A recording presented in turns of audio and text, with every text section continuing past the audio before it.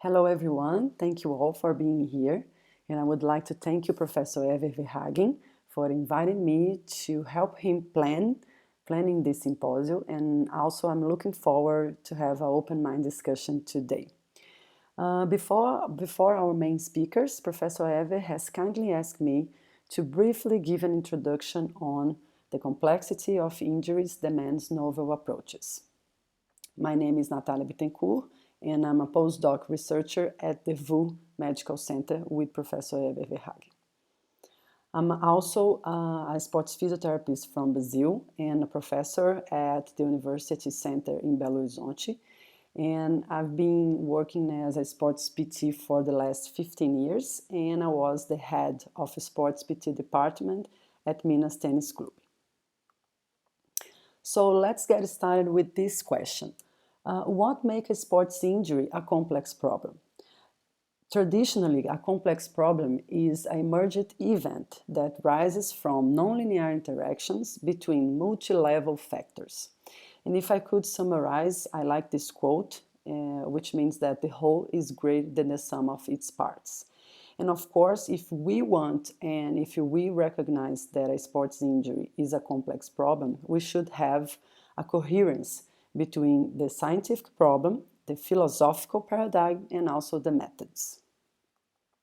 And due to that, our research group from Brazil, led by Professor Sergio Fonseca, and also in collaboration with Professor Minas from Calgary in Canada, we published this paper proposing that we should try to analyze a sports injury using a complex system approach, meaning that we should try to understand and identify the web of determinants, meaning that it's a nonlinear combination between different factors that it's related to a specific context. So today I'm going to talk about some key features related to a complex system approach.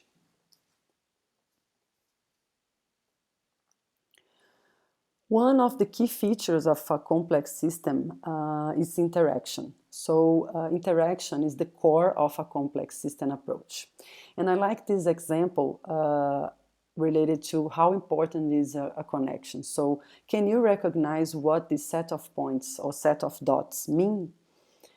We can only understand the whole when we connect the dots. So I like this example because of that, because we have a random set of dots, and when we connect the dots, we can see the whole picture. So I think connections matter, and this is why linking the dots could help us to better understand the sports injuries. If I can give you another example related to sports physiotherapists, it's interesting to see that traditionally we think that foot overpronation could overload the knee. But Mendonça studies show to us that it's the interaction between foot malalignment, hip range of motion, and hip weakness is related or associated with patellotendinopathy.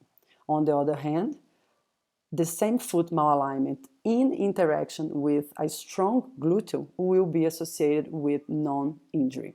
So it's interesting to see how interaction could change our outcome. The second key feature of a complex system that I would like to describe is non-linearity. I like this picture because it's the butterfly effect, meaning that a small change may produce a large and sometimes unexpected effect on the outcome. So here I have another example, is the power law distribution, meaning that 20% of our input will produce 80% of outcome.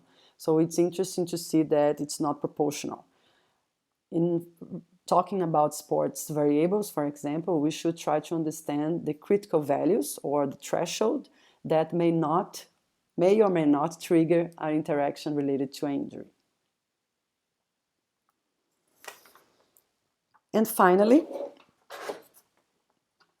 we have to deal with equifinality, meaning that the same injury could take different pathways, or we could have different risk profile related to a specific injury, for example, ACL. So here in these slides, we can see that the web of determinants will be different, will describe different combinations between risk factors related to basketball. On the other hand, for ballet athletes, a ACL injury could be a completely different combination of risk factors. And also that a specific risk factor will have different weight. So it's important that it's not also a different combination, but the importance of a risk factor will change because of the context, for example. Nevertheless, while complexity makes sense from a theoretical point of view, it is still a challenge from a methodological perspective. In this sense, today, I will talk about potential approaches related to the step 2 of the sequence of prevention. So far, we have been using linear statistical analysis to identify risk profiles or risk factors. However, it has led us to frustrating results. Therefore, in 2012, Professor Mendigudia has proposed looking into interactions between risk factors. And then, inspired by him, in 2016, we proposed the web of determinants, which means that we should try to understand, of course, interaction, but also nonlinear interaction in different importance between risk factors. Therefore, with complexity and temporality in mind, the potential methods and follow this rationale related to the risk factors, Professor Eva Verhagen and colleagues has proposed in his kind and nice editorial that we should perform appropriate studies to identify which combination of risk factors is useful in which context. And also we should embrace complexity and temporality. Therefore, with complexity and temporality in mind, the potential methods that we should try to understand if, for example, we want to target the goal 1, like identify combinations and interactions, we could use machine learning algorithms. So, for example, we could use decision trees that could uncover nonlinear interactions between risk factors. It's also interesting to see that studies using decision tree have increased by almost 200% in the last 10 years. And I like decision trees because we can describe, and of course the methods can describe subgroups which members can share common features that influence the dependent variables. And the second approach related to temporality is we should, of course, traditionally we use average and standard deviation to capture change over time, and we all know that there is some limitations on that. So averages overlook variations within the set period of time, and it's not possible to overall and to see the overall training load pattern. So as an alternative, we can use entropy, which is a nonlinear analysis of a time series, for example, GPS data points. And entropy can capture the dynamics over time and could uncover load patterns. And it's also interesting to see that some authors in our field have been using entropy to understand postural control after concussion and also in strength training.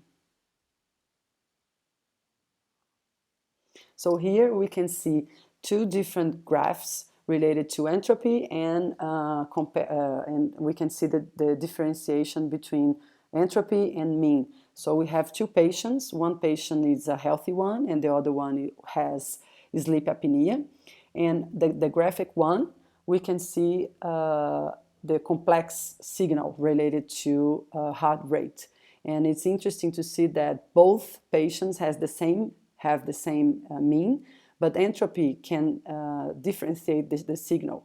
So the patient with sleep apnea has a more regular signal. On the other hand, the healthy patient has more a complex signal related to heart rate. So this graphic shows the difference between mean and entropy. So all those approaches should help us to reach our main goal, which is to support coaches and health staff to make better decisions. So I like the idea that we can use some machine learning algorithms and try to move the field forward related to sports medicine 4.0. And when we use some algorithms, we could input some features related to complex system approach, for example, interaction, non-linearity, and different weight and importance between risk factors. And the output could be simple. We could just deliver a risk score, for example, saying that a specific athlete has low or high risk of getting injured. So I think, in conclusion, I think I'll have more questions than answer, and I wrote here some brainstorm related to challenge that we need to face when dealing with complexity in our field. And of course, it was also based on complexity literature.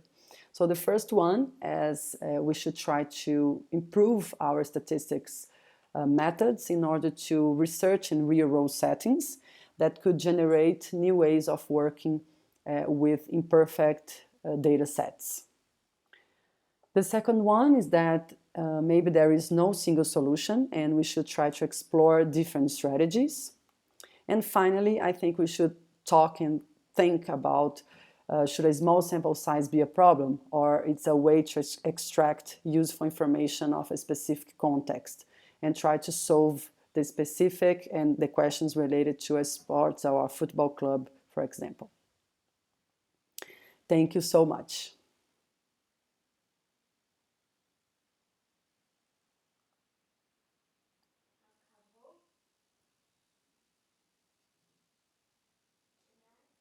Acabou.